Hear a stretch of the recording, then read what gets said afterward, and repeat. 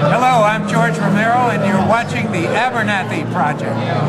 Put him in a body bag, Johnny! Put him in a fucking body bag!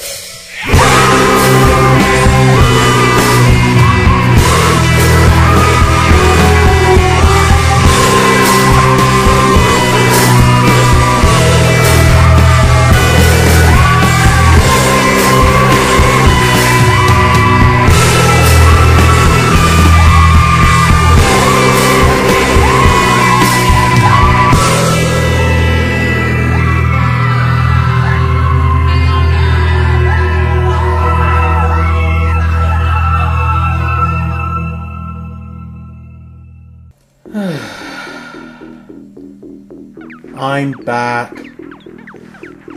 Hello all you lovely ladies and gentlemen out there on YouTube. This is an action figure review and I haven't done one in a while. Our page for the past week or so has been just vlogs and other miscellaneous things. But it's good to be back in the saddle doing another action figure review. This is St. August, and as you guys may have guessed, this entire week we're going to be doing themed reviews and content centering around George Romero's Living Dead universe. Today we have Steven, aka Flyboy from Dawn of the Dead. The figure was produced by NECA and was part of their Cult Classics line, I believe Wave 3. This was the first of the high-end action figures centered around the film. For those of you who are Dawn of the Dead completists, there does exist lesser quality figures in a smaller scale that were released some time ago. Now, I know I could probably say more about the sculpt, but there really isn't much to say. The likeness is just dead on. To prove my point, here's a screen cap. This is where I'm probably going to have a little bit more to talk about than the sculpt. People are going to think I have some sort of weird foot fetish because in my reviews I keep talking about how great the shoes are, how great of a job NECA does with them, but I mean, just take a look at this. Paint-wise, sculpting-wise, it is top-notch. And what can I say? It's a snazzy pair of shoes for a zombie. The pants are a nice tan with a darker brown inside and on top of all the wrinkles to give it a nice shaded look. Shirt is a nice cream color with some grays shaded into the wrinkles and a bit of dark blacks to give it a nice vibrancy. And it's throughout the entire shirt, back more so than the front actually, and there's a bit of wash as you can see. So overall the paint job on the shirt, top notch, thumbs up.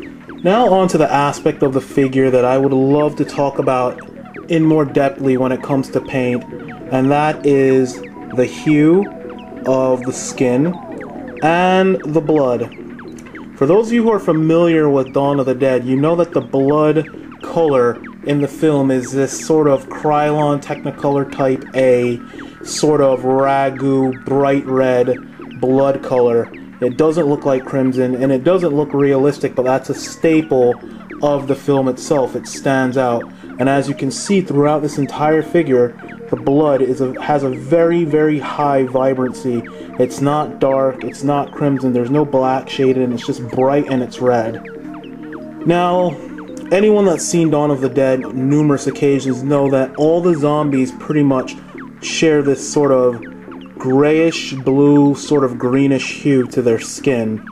In the hands, it's present, and in the face, and what a marvelous face that is. A very handsome looking zombie, I must say. There's some wash in there, there's some dark blues, some aquamarines, some greens. It just looks fantastic. Dare I say, it looks more detailed than the actual complexion in the film. Head is on a ball joint, but you can't really get that much movement out of it. He's meant to just be turning off to the side. Arms are ball hinged. They go up about that much. Swivel at the wrists. Swivel at the waist. There's some swivel in the ankles.